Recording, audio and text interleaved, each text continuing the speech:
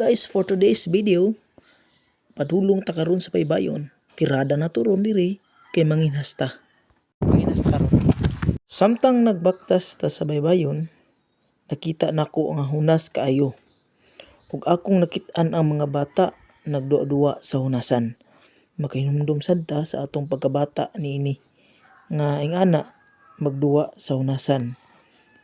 Ug naa sad ko nakita nga pambot ug naay nanginhas. Ug karon nitaak na jud ko sa hunasan. Kay lagi manginhas na ta. Time check daw be. Uy, alas 5.